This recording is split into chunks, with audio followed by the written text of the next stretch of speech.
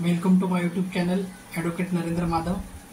आज एक नव्या विषयाला अनुषंगून बोलणार आहोत। विषय आहे आपल्या मनामध्ये असणारं प्रेमाची भावना। प्रत्येकाच्या मनामध्ये प्रेमाची भावना असते। प्रेमाचे संकेत वेगवेगळे असतात, परंतु काही जण प्रेमाची भावना समजून घेण्यामध्ये कुठेतरी कमी पडत असतात आणि मग त्यातूनच वाद होतो, विवाद होतो, एकमेकाबद्दल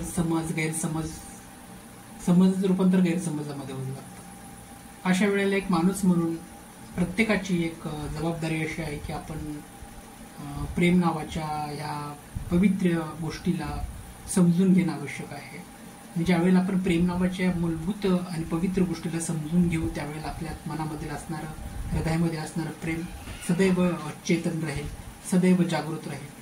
ते प्रेम म्हणजे काय? तर प्रेम म्हणजे असणारं त्याग, प्रेम म्हणजे असणारं बलिदान, प्रेम म्हणजे असणारी एकमेकाची असणारी काळजी। मग ती काही फक्त प्रियकर प्रियसीच्या बाबतीतच होते असं नाही, तर आई वडील असेल, भाऊ बहीण असेल, मित्रप्रेम असेल, त्याचबरोबर एक समाजामध्ये असणारी सामाजिक प्रेमाची सुद्धा जाणीव आपल्या मनामध्ये निर्माण व्हायला हवी। प्रेम हे प्रत्येकाच्या हृदयामध्ये असतं। ज्यावेळी ते हृदयामध्ये असतं ना त्यावेळेस ते बाहेर येतच येतं। हे हृदयामध्ये असणारं प्रेम बाहेर काढण्यासाठी आपल्याला एक चांगला आणि शुद्ध माणूस होणं आवश्यक आहे।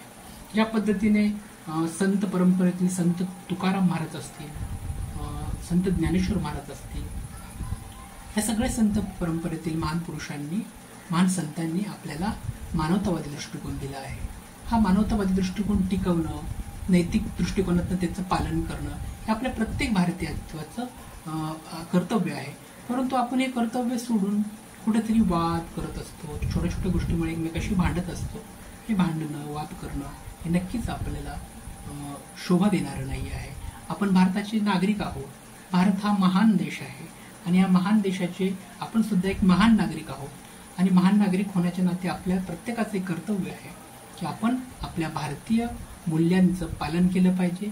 त्याचबरोबर भारतीय देशाच्या महान संस्कृतीचं आपण पाईक झालं पाहिजे आणि या भारतीय परंपरेच्या संस्काराची पूर्ण विश्वभर आपण त्याचा फैलाव केला पाहिजे, त्याचा प्रसार केला पाहिजे। कारण ही जी संस्कृती आहे, हे जे मूल्यदृष्टी भारतीय संस्कृतीचं वैभव आहे ते जगभर पसरवणं हे आपलं कार्य, हे आपलं कर्तव्य आहे।